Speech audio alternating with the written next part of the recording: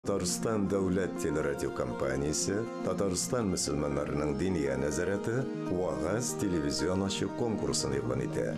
Гаризалар 2023 елның 1 октябренә кадәр видео язма рәвешендә кабул ителә.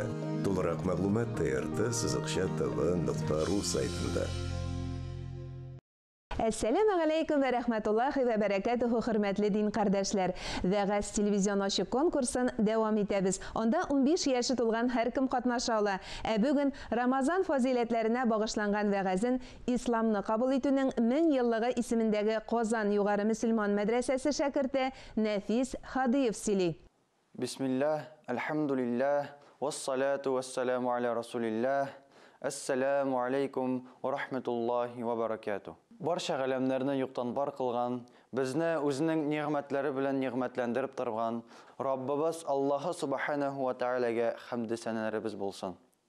Безгә рәхмәт ителеп җибәрелгән, ак белән караны, яхшы белән яманны айрырга өйрәткән Пәйгамбәрбез Мухаммад Мустафа саллаллаһу алейхи ва салламгә күңелләребезнең төрләреннән чыккан салават шәрифләребез ирешсен. Мөхтәрәм дин кардәшләрем, Аллаһның киң рәхмәте белән айларның султаны булган Рамазан айларыбызның ахыры 10 көнендә килеп җитте. Бу көннәрдә күбрәк Кур'ан укып, изге гамәл кылып, Аллаһ субханаһу ва таалагә тәүбә кылырга ашыгыйк. Һәм Аллаһ субханаһу ва таала тәүбә кылучыларны яратканын белик. Аллаһ субханаһу ва таала Кур'ани Кәримнең күп җирендә үзенә тәүбә кылырга кушты. Allah subhanahu wa ta'ala aytdı: "Ya eyyuhellezina amanu tubu ilallah." Yani ey iman китерген бәндәләр, Аллаһка тәүбә кылыгыз диде. Һәм икенче бер аятта: "Ва тубу иlallah" һәм ихлас күңел белән тәүбә кылыгыз дип әйтте. Пәйгамбәрбез Мухаммад саллаллаһу алейхи ва саллям да үзенең уммәтен Аллаһ subhanahu wa ta'alaga тәүбә кылырга чакырды. Peygamberimiz aytdı: "Ya eyyuhan-nas tubu ilallah." Yani ey kişiler Allah'a tövbe kılığız dedi. Hem aytdı: "Fa inni atubu fil yawmi ilayhi 100 marra." Hem şınlıkta gününe min Allah'a 100 mərtəbə tövbe kılam dedi. Kim 100 mərtəbə tövbe kıldı? Kişilərinin en yaxşısı bulgan, Allah'ın en yaratkan bendesi Peygamberimiz Muhammed Mustafa sallallahu aleyhi ve sellem gününe 100 mərtəbə tövbe kıldı. Biz günahlarga şumgan bendeler gününe nice mərtəbə tövbe kılabız. Ya Rabbim Allah benim günahlarımı gafu kıl deyip nice mərtəbə aytabız. Biz özümüzün kullarımızı көтәреп, Ya Rabbim Allah mena selametlik, benim gaileme tınışlık, bereket bir deyip aytabız. Валакин, Я Раббим Аллах, минем гынахларымны ярлыкка дип, үзебезнең начарлыкларыбызны онытабыз. Һәм адәм баласына гынах кылу сыйфаты хас.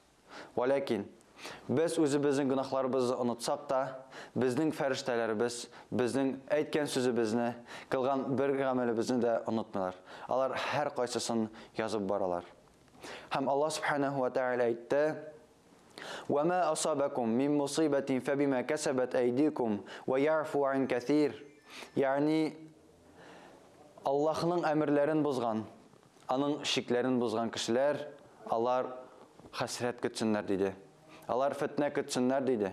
Yani bizim günahlarımız, bizim rizqimizga, bizim bereketibizga kirtə bulub tura. Hem Adem bilen Hava radıyallahu anhu özlerinin günahlarından tövbe etkende, Ya Rabbim Allah bizni gafu kıl deyip ettiler. Hem sen bizni gafu kılmasan biz hasrette buluruz deyip ettiler. Allah subhanahu wa ta'ala Kur'an-ı Kerim'de ayette: فَلْيَحْذَرِ الَّذ۪ينَ يُخَالِفُونَ عَنْ أَمْرِهِ أَنْ تُصِيبَهُمْ فِتْنَةٌ أَوْ يُصِيبَهُمْ عَذَابٌ أَلِيمٌ. Yani Allah'ın şiklerin çıkan, onun emirlerini bozgan kişiler, alар үзләренең üstüne bela qaza яки fitne kütsünlər dedi. Həmin əli kübüsün gafu qıldım deyib etdi. Allah subhanahu wa ta'ala gafu qılmasa, bizni şuşa jir şarında cezalasa, jir şarında bir kişi də qalmaz idi. Bu Allah subhanahu wa ta'ala'nın rəhmətligin həm rəhimligin göstərib tura. Аллах субханаху ва тааля шушы изге Рамазан айларында тоткан уразаларыбызны кабуллардан әйләсә иде. Биргән садакаларыбызны, укыган таравих намазларыбызны, кылган һәрбер яхшы гамәлләребезне кабуллардан әйләсә иде. Һәм шушы Рамазан айларыннан гынахсыз сабый бала кебек гынахсыз чыгарга насыйп әйләсә иде. سبحانك اللهم وبحمدك وأشهد أن لا إله إلا الله وأشهد أن محمدا عبده ورسوله السلام عليكم ورحمة الله وبركاته.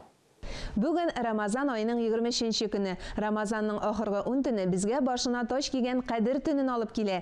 Кем аларны уя үткәрә, Аллаһ аның кылган гынахларын кичерә. Бу кичнең башка кичәләрдән аермалы буларак үзенең махсус нуры бар. Барыгызга да әнә шул нурны күрергә насыйп булсын дигән теләктә сау буллашам. Тоткан уразаларыбыз кабул булсын. Әссәламу алейкум ва рахматуллаһи ва баракатуһу.